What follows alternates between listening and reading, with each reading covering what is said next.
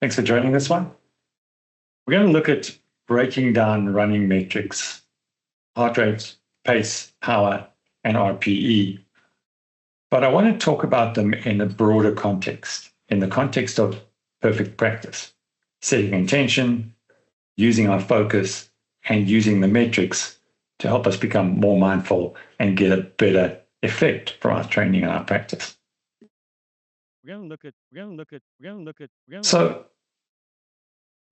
For me, we're not just about the metrics. The metrics are important. They're exceptionally important. But we also want to integrate that science with mindfulness practice. Because ultimately, when you are out there running, and especially on trail, what's happening on your wrist, on this fantastic piece of equipment you have on your wrist, isn't necessarily what you're feeling or what you're experiencing.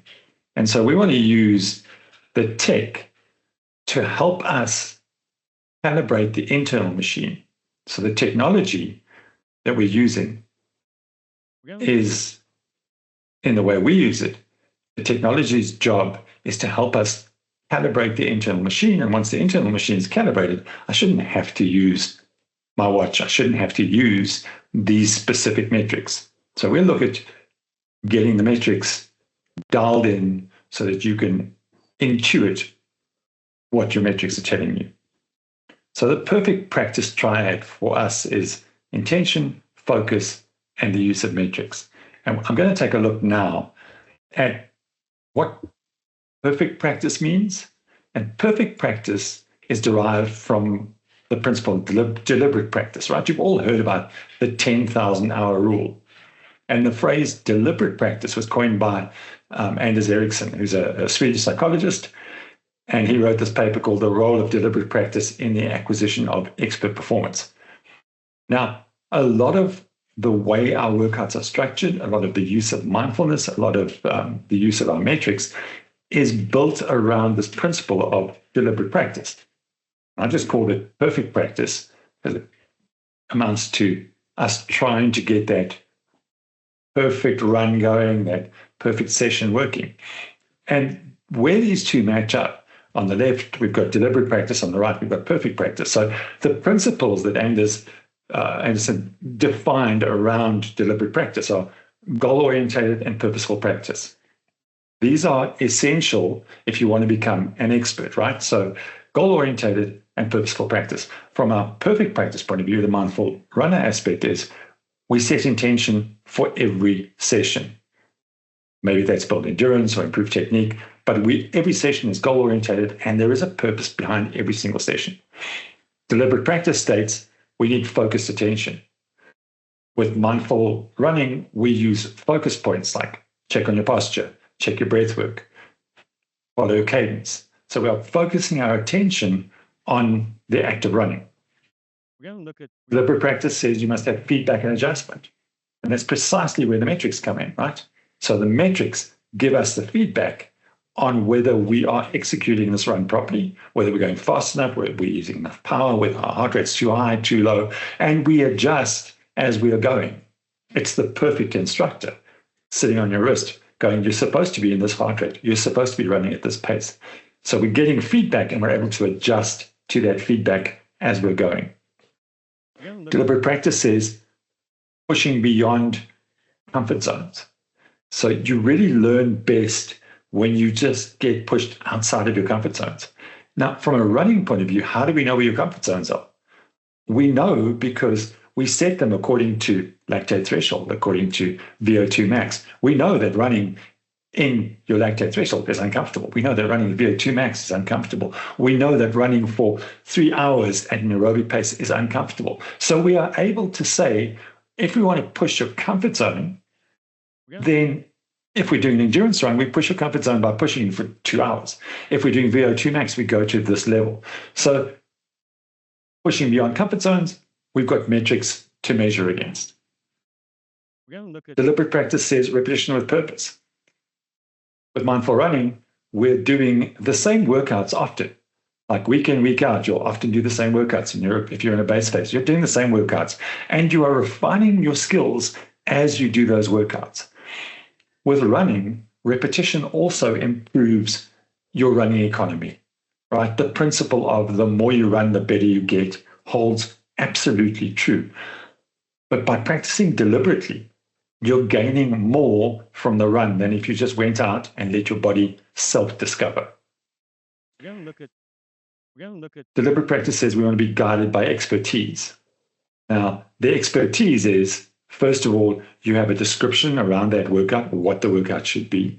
Then we have the metrics that you're going to be running to. And then you have your coach's feedback. Equally important, right, is the feedback you get from your coach to say, this is how your training is going. This is how that workout went. You're feeling this, perhaps try that. So you're getting feedback also from the experts. Long-term commitment is what deliberate practice is.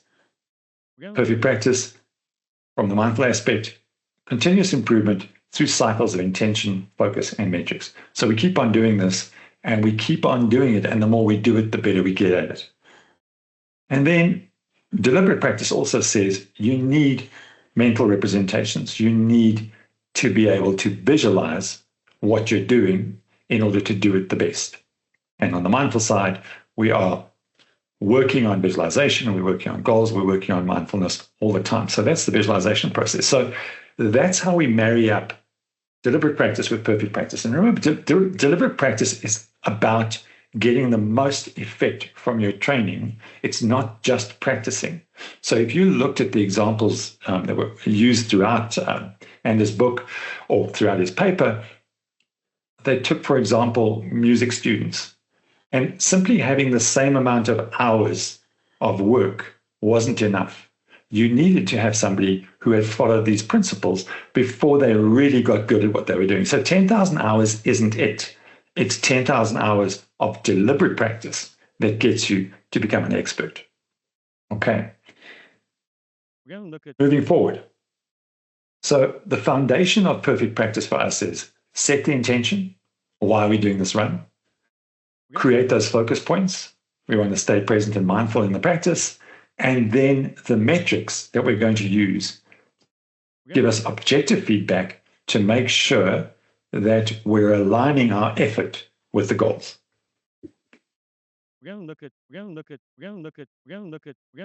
And well, I've spoken about setting intention. So what is intention? Intention is this, it's the mental anchor in your session, right? We know, for instance, this particular run, it's an aerobic run, and the intention will be to build endurance. So you can keep on coming back to that. You know why you're doing this run. You're looking to build endurance, or you're looking to improve your running economy. So those are the things that are the bigger goal, right? They help you to align with the long-term goal. Why am I building endurance? Because I want to be an ultra runner. Why am I building speed? Because I want to be a 5K specialist. These things align with your long-term goal, and you need to look at the workout in those contexts. But equally, it needs to be specific and actionable, right? And that means how fast must I run, at what heart rate, for how long. It is very specific and it's actionable. You are going to be able to do this. Those are important for how you set an intention. And then the focus points that we include. Cultivating focus, right? And the importance of this is focus points are going to help us work on things like technique, breath work, mindfulness integration. And the strategies we're going to use for maintaining focus is visualization, it's mantras, it's body awareness. So all of these things come into cultivating that focus and allowing us to get the best we can out of the workout. So the first two legs we have is intention and focus. And now we get to that third leg, the third leg of the triad, and that's the metrics. Now, why do the metrics matter? We want to have objective feedback that's going to allow us to refine our practice. So your watch is objective, right? It's literally giving you the numbers. And if you follow the numbers, you're getting the feedback. If you go quicker, you go slower, you can see what's happening to your heart rate. You shift your hips, you can see what's happening to your power. So you're getting objective feedback. But what we want you to do with that objective feedback is not follow it blindly. You want to enhance your own awareness of what you're doing. So you're running along and you are running to power, for instance, and you notice that your power is a little bit low. And you think about, let me just shift my hips forward slightly. And as you shift your hips forward, the power changes. It's like, oh, wow, okay. And you can play around with that for a bit. Or we're talking about breathing rates, and you slow your breathing rate. You start breathing only through your nose. See how that impacts your heart rate. So there are ways to integrate your body awareness and your self-awareness and your tuning in your intuition to the metrics that you're seeing on your wrist. So the metrics complement the intention and the focus, and they make sure that your effort aligns with the desired outcomes, right? You could, if you wanted to, simply follow the metrics on the watch without any setting intention, setting focus. None of that matters. You could just leave it all out and go, I don't care about any of that. I just want to execute my workout according to my watch. And you still then are working to an objective, you're getting feedback, and you're able to practice this running intuition. So let's look at the metrics that we do use and why we use them, where the shortcomings might be, and where they're really useful. So let's take a look at heart rate. And heart rate it's a physiological response to effort, right? The harder you work, the faster your heart has to beat, because the muscles that are working require fuel and they require oxygen. And blood is what carries that oxygen and carries that fuel, and the heart's pumping harder to push blood around the system. So the harder you work, the more blood gets around and the more fuel gets around.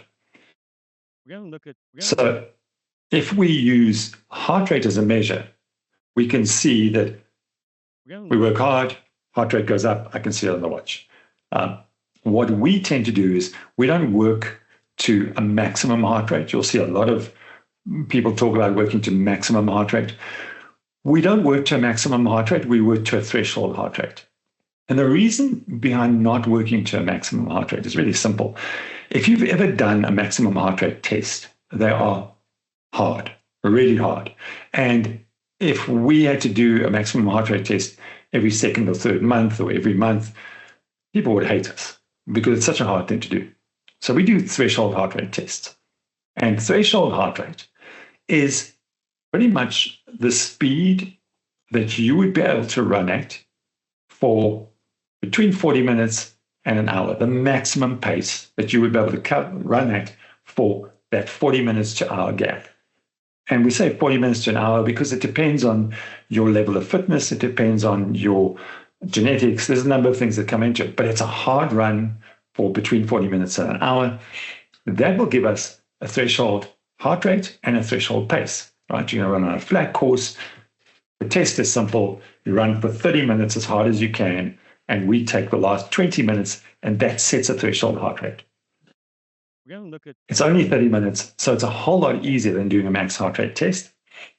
Also, threshold heart rate it's trainable, right? Maximum heart rate is not trainable, so there's nothing we can work to there. But threshold heart rate is trainable, and it will move. It will improve as you get fitter. It gets better. So as your fitness improves, so we can see the threshold heart rate improving, so we can make your workouts more and more difficult. Difficult is perhaps the wrong phrase, but more challenging, right? So now where your recovery zone was at maybe 130 beats and below that was your recovery zone, now as you are getting fitter and you've shifted that threshold heart rate, your recovery zone is now maybe 139 beats. Okay, so it will shift and it will improve as you get better. I think that's all I want to say about threshold heart rates at this point. There'll be a lot of time for questions, so you guys can ask questions afterwards, but that's good enough around threshold heart rate. Okay, let's look at the much more traditional metric that's been around forever, long before heart rate monitors or anything else, right? And that's pace. Straight up pace.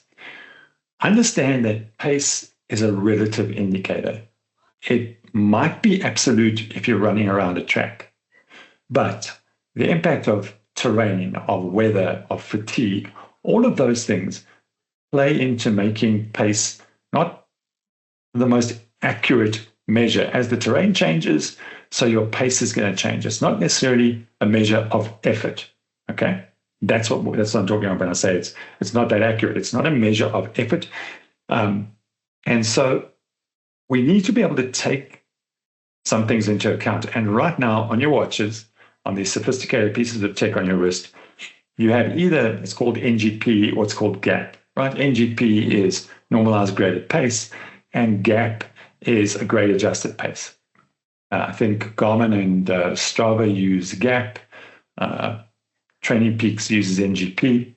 But what that is it's an adjusted pace to tell you what your speed would have been if you were running on the flat. So it takes grade into account, hence grade adjusted pace or normalized graded pace. It takes the gradient into account. And it's pretty accurate, probably up to about 12%. GAP and NGP are pretty accurate. Beyond that, the accuracy tends to be less, but still a good measure. Now, on the latest versions of the Garmin's, and if you can use Training Peaks on the Suntos, you're able to use gap pace on your watch to monitor your running. So when you go on a trail run and you're running up a hill, you can run on gap pace. And the practical way that you use this is, let's assume that we said your run tomorrow has to be at 6 minutes a K.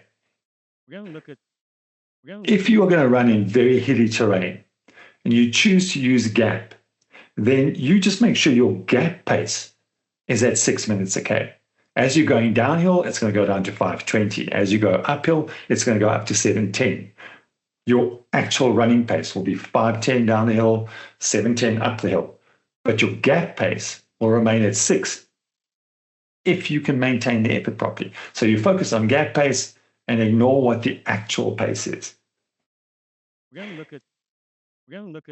That's how we're going to use pace within your workouts. When you're running trail, NGP and GAP are relatively good measures. Okay, but remember that there are many other factors that come into it.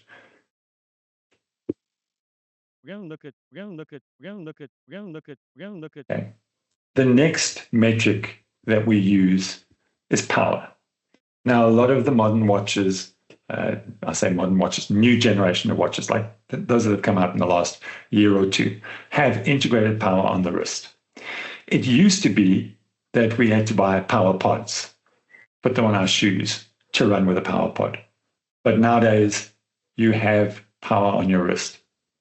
The benefits of running on power is that power is instant.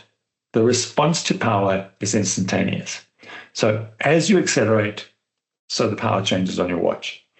If you think about pace, what's happening with pace on a GPS watch, you need to run about 50 meters probably before average pace is showing up on your watch, because it's a GPS measuring every 1 second it's pinging and it's going to, you've traveled this far, therefore that's your average pace. Whereas power is telling you right now what the power is you put out. So power is instantaneous.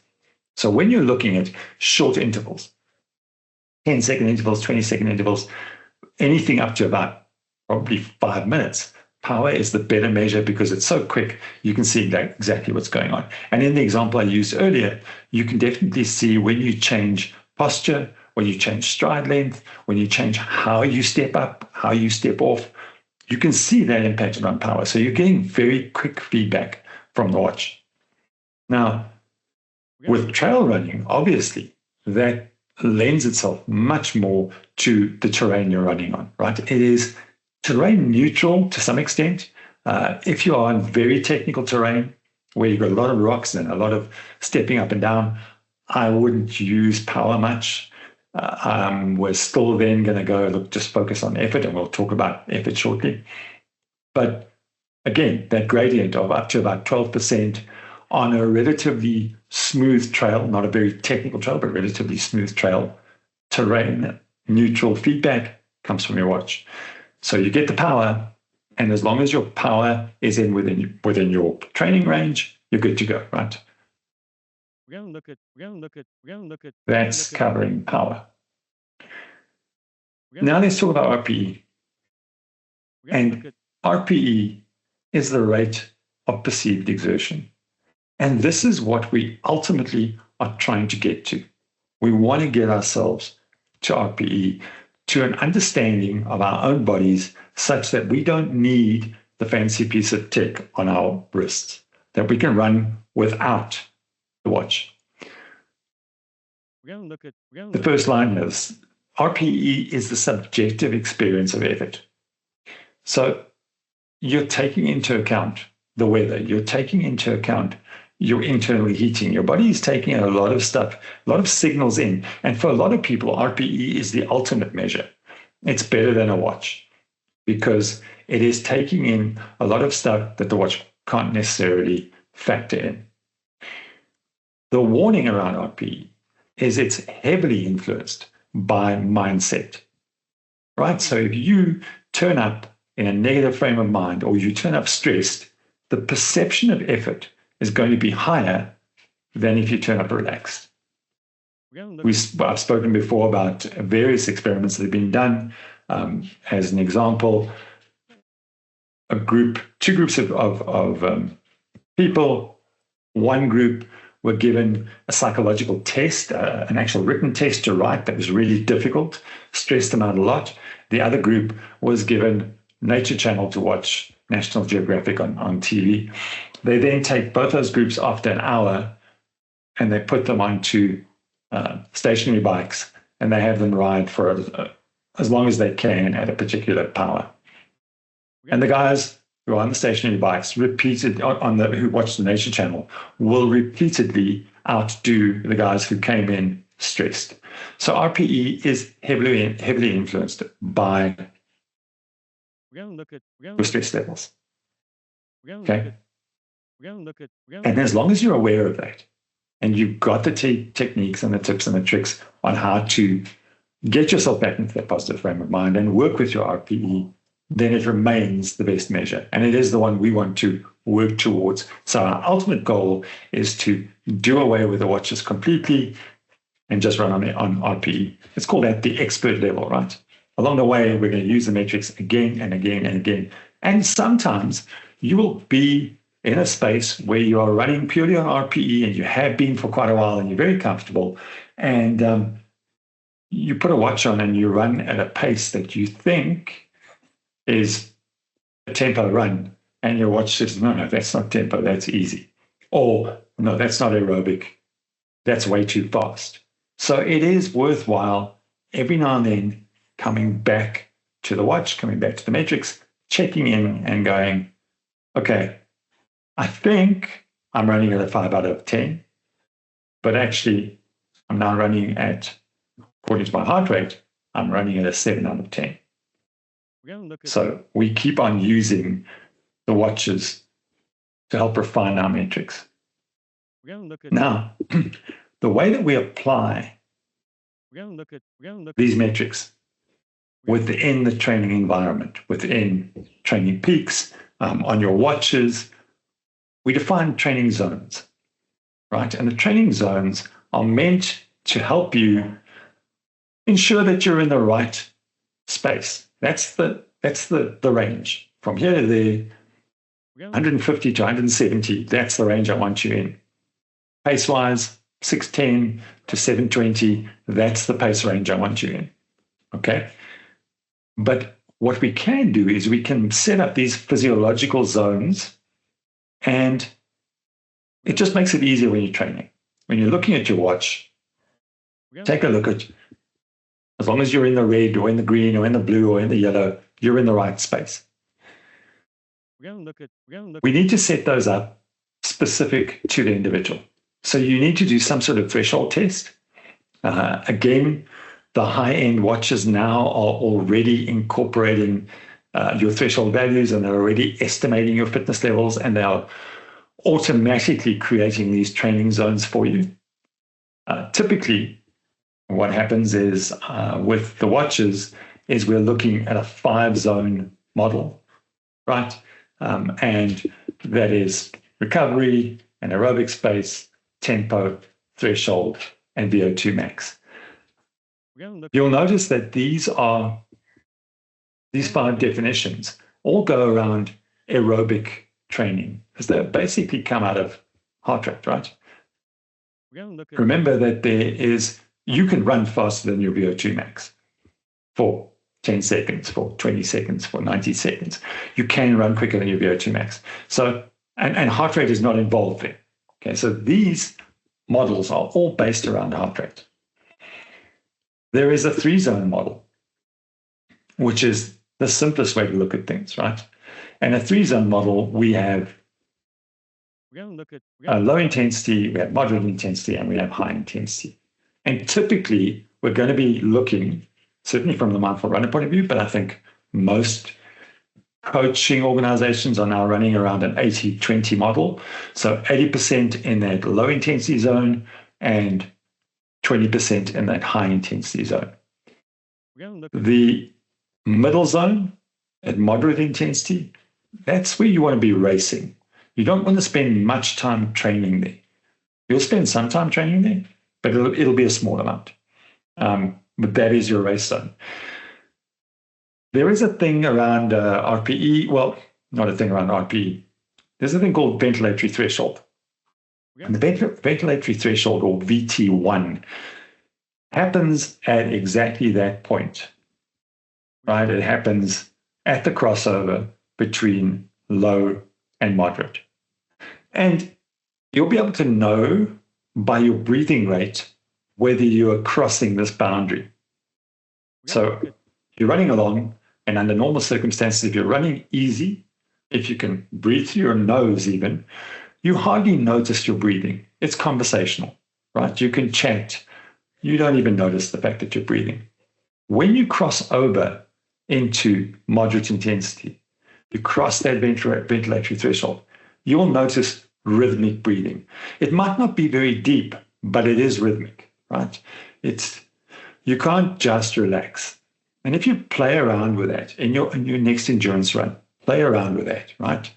Go a bit quicker, a bit slower, run to where you're not noticing your breathing, pick up the pace, and you'll notice the breathing again. And that is the ventilatory threshold. That's also the point at which your lactate threshold or your lactic acid starts to accumulate, so that eventually, at a point, it's going to accumulate to such an extent because you can't clear enough that you're going to stop running. The second ventilatory threshold, or VT2, sits at the top of the moderate zone. Okay, and this is where breathing becomes almost ragged.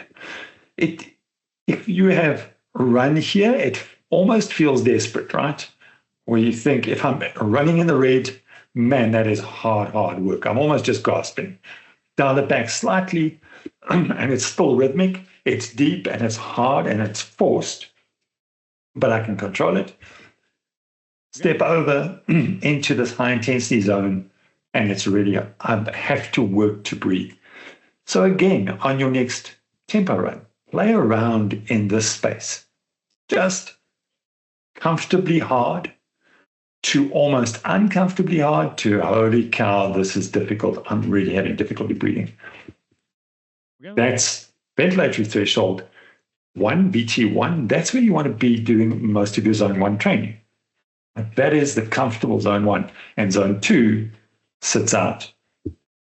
VT2 sits out here. And most of the 5-zone models will split up this moderate intensity training into tempo running and sub-threshold running or steady state runs, but it's a mix inside here. Okay. Hope that helps understand the zones. It does make a big difference to set the zones properly on your watch, because when you're watching the watch, it's a whole lot easier if it's just showing you red, green, orange. You know you're in the right space. Check in with your coach. Get your lactate threshold and set that. Almost all the watches will take a lactate threshold and set your lactate threshold zones, so you're training to the same zones as we expect from Training Peaks. With the Training Peaks workouts we send you, they are going to have specific values on your watch, but it does help if they align with your Garmin values or your Sundo values or your Chorus values. Okay.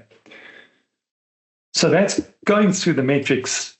And if we look at how we integrate that triad, that intention, focus, metrics, those are the things we want to be using. So begin with the intention of the workout. Understand what it is that I'm doing.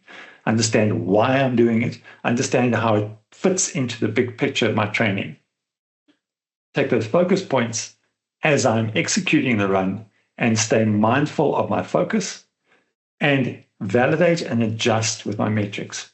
Am I on the right zone? Am I running in the right space here? This is supposed to be a long run. I'm focusing on staying aerobic. Am I supposed to be in zone 1? What's my RPE supposed to be? So tempo run, take a look at your power metrics, focus on your breathing. As we spoke about now, use breathing as a mechanism to help you calibrate what you're doing.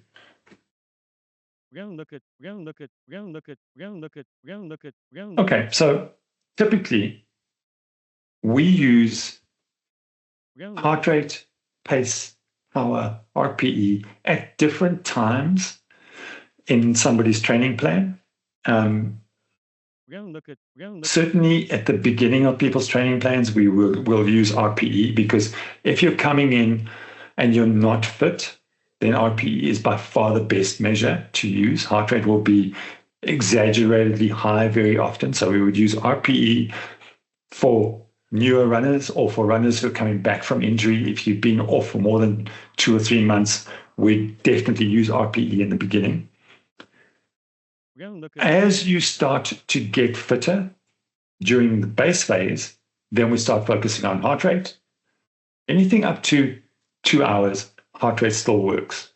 Where heart rate starts to fall down is when the internal heating of your muscles starts to, first of all, thicken. Well, you start to perspire because of the internal heating. You start to perspire. That's losing plasma out of your blood. Your blood gets thicker. Your heart has to work harder. And there is a deflection point, which we talk about, where you will see, if you're running at a constant pace, pace and heart rate on a graph will run parallel. At the point at which heart rate deflects away, it's called the heart rate deflection point. That's the point at which your internal systems are no longer coping with the effort level, and that heart rate deflects. And ultimately, as ultra runners, what we want to do is we want to move that heart rate deflection point further and further and further along, right? So initially, you're a new runner, you've got an hour's run, your heart rate deflection might happen at 40 minutes. And as you get better, your heart rate deflection moves further and further out. So there's less and less change. Eventually you get to an hour's run and you will see no change. Well, not no change, less than 5%. So that's what we're looking for. And there's a measure inside of Training Peaks in which we can see when somebody is aerobically conditioned for the distance that they're doing and the effort level they're doing. So as long as you're running on the same course for the same amount of time, we can see improvements on that. And that's another reason why maybe every Tuesday is your long run, or every Sunday is your long run, because we want to be able to see the same workouts happening at the same time, the same kind of distance, so we can see progress. So if you're seeing regular workouts of the same kind of thing, there's good reason behind that as well. So we can see as you move that deflection point further and further away, so you're getting fitter aerobically, until we reach a point where maybe you do a 2-hour run and really you're staying under 5% on deflection.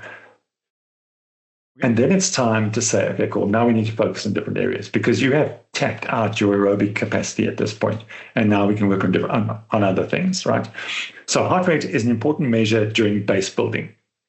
Once we start moving into race preparation, and especially things like road running, and when somebody comes along and says, I want to run a 10K in 40 minutes, you've defined what you want to be measured by, right? 40 minutes is pace. Almost exclusively pace. And then we would train to pace. So first we do the base building, That would be RPE and heart rate. Then during race preparation, we go, okay, you have a time target. We're going to train to pace.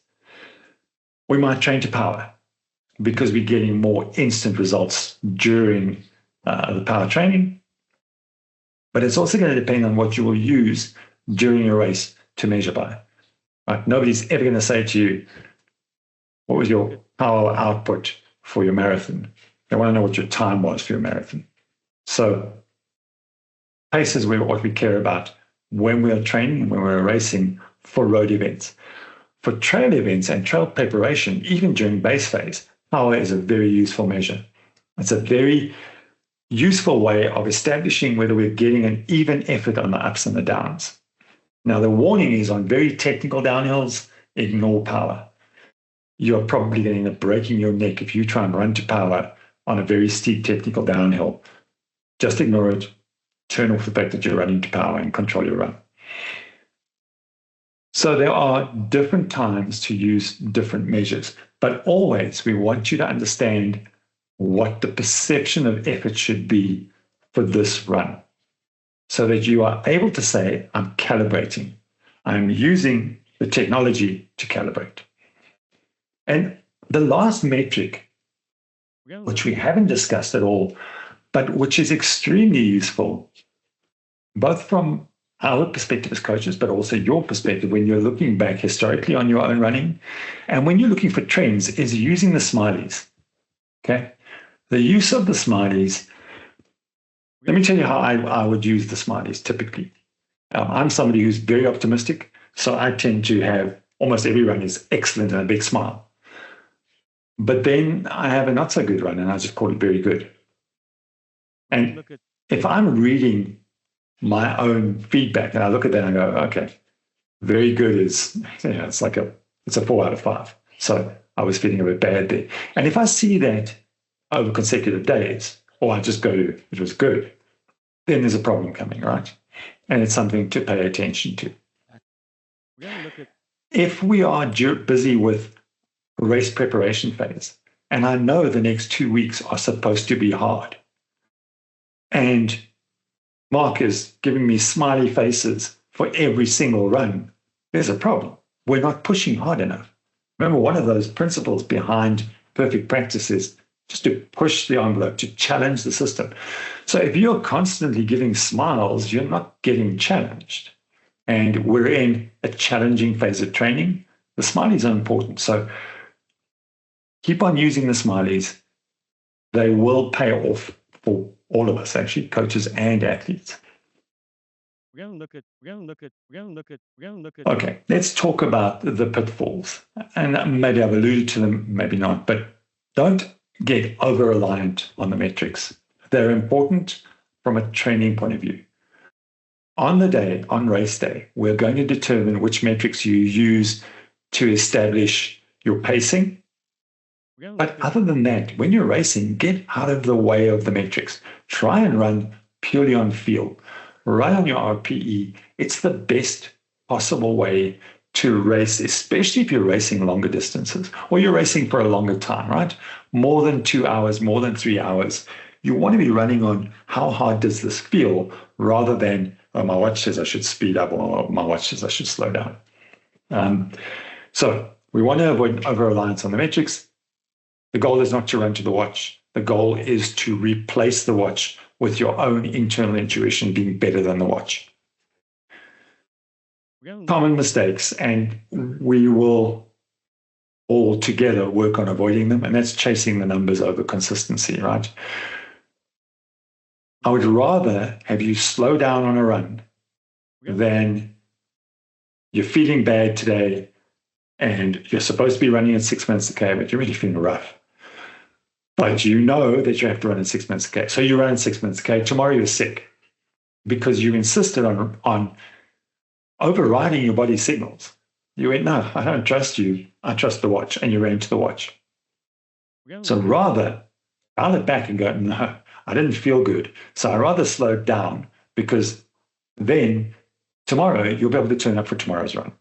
You won't be overdoing things, but just chasing the numbers. And then don't neglect the mindfulness in favor of the data. Don't neglect that plugging into it, your internal intuition is the primary thing. Trust your intuition. That's what I've just said now as well. If you're feeling bad, you think you should dial back the run, do it. Dial back the run. Okay. So never neglect how you're feeling to what the data is showing you. We're gonna look at. Of course, there are times, and we say this often, there are times when your internal intuition is just being a bit of a sissy, right? And you got to learn to distinguish between when you're being a sissy We're gonna look at. and when you're being conservative. And we'd rather have you be conservative, but understand that sometimes you're going to have to crack your own whip to ensure that you don't wimp out of a hard workout or you don't bail from something that looks particularly tough. We're gonna look at. Okay. And that is it, team. Let's take questions. I think, yeah, we got questions.